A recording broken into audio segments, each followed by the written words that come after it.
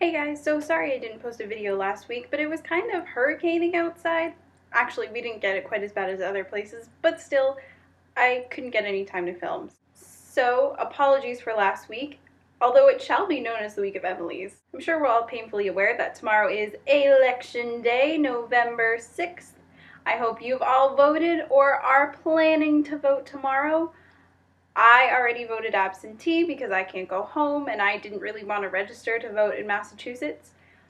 But if we're voting for the same person, if you're voting for a different person, if you're more worried about local than federal government, just go vote.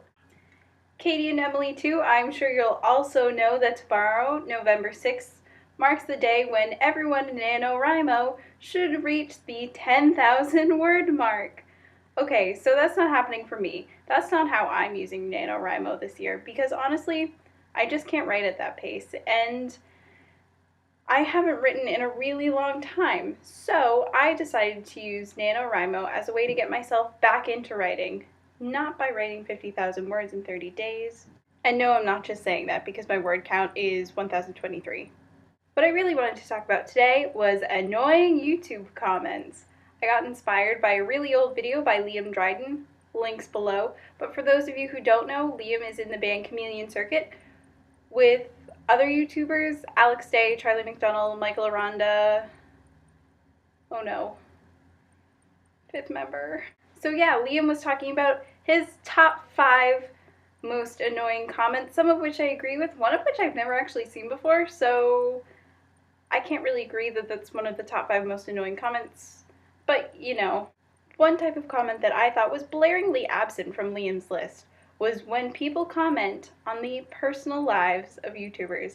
Now this really bothers me because people who go on YouTube and make their vlogs and actually have people who watch them, they share a lot of their personal life with their viewers. They take their cameras on vacation, sometimes they film family members, sometimes they share really personal stories, and so they choose to share what they want to share, and that's where it ends. I think that when people make vlogs and actually have a substantial following, they choose what goes into their videos and what stays out. What's for us to know and what's part of their personal life. Of course, then there are some people who really just don't care and don't mind sharing, but for a lot of people, there are things about their personal life that they just don't want to talk about with strangers on the internet. Just because someone wants to make videos on the internet doesn't necessarily mean that they want to share everything about their personal relationships, or even in some cases where they live with you. Now, I personally think that it is a totally respectable and normal request of them.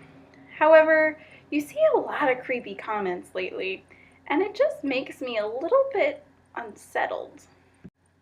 Not only is it creepy and slightly stalker-esque, I think that it's really disrespectful. Like, obviously, they just put a ton of time into filming and editing this video for you to enjoy. And what do you comment on? A picture you found on Tumblr, a rumor you heard on Twitter about who so-and-so is going out with. Is that really why you're watching them? YouTube and vlogging really are unique in that other media don't create that personal relationship type setting. When you watch someone on television, they're usually not that personal. They're usually playing a character.